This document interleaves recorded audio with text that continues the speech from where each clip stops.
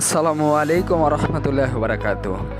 চলে আসলাম বরিশাল বিভাগের পটুয়াখালী জেলার দশমিনা হাজিরহাট গ্রামে বন্ধুর বাড়িতে। তো বন্ধুর বাড়িতে এসে দেখলাম তাদের বাসার পাশে মাশাআল্লাহ অনেক সুন্দর একটা নদী, যার নাম তেঁতুলিয়া নদী। তো এই নদীতে ইলিশ মাছও পাওয়া যায় আর সামুদ্রিক নানান ধরনের অনেক মাছ পাওয়া যায়।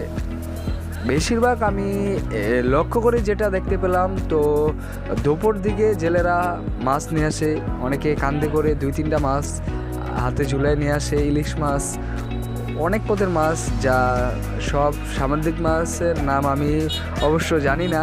তো কিছু জেলে ভাইদের সাথে আমি কথা বলে জানতে পারলাম যে তাদের বেশিরভাগ পরিবারের জীবিকা নির্বাহন করে এই মাছ ধরার উপর নির্ভর করে।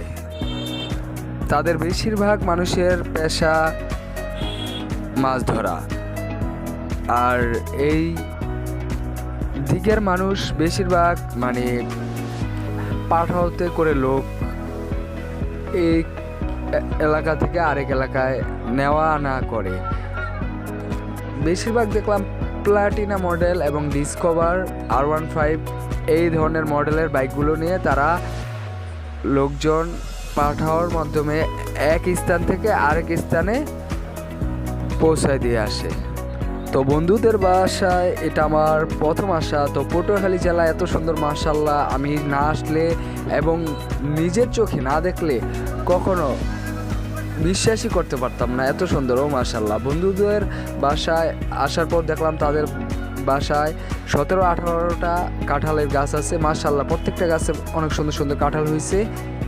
তো বরিশাল বিভাগের পটুয়াখালী জেলার হাজিরহাট দশমিনা এই গ্রামে না আসলে বুঝতে পারতাম না গ্রামের মানুষ এত সহজ সরল আর এত মিশুক আর এত সুমধুর, ভাষা তাদের কি সুন্দর, আর মানুষের সাথে কীরকম ব্যবহার করে, যা আমি না আসলে, তাদের সাথে না মিশলে কখনো বুঝতে পারতাম না যে তারা কীরকম। আর তারা যদি আপনি কখনো তাদের অতিথি হন, মেহমান হয়ে তাদের বাসায় আসেন, ও মাশাআল্লাহ, তারা কি সুন্দর যে আপ্যায়ন করবে আর আপনার সাথে যে ব্যবহার করবে, আপনার মনে হবে আপনার তাদের সাথে বহু যুগের সম্পর্ক তাদের সাথে আপনার মনে হবে। প্রথম বেড়াতে আসলেই এরকম মনে হবে।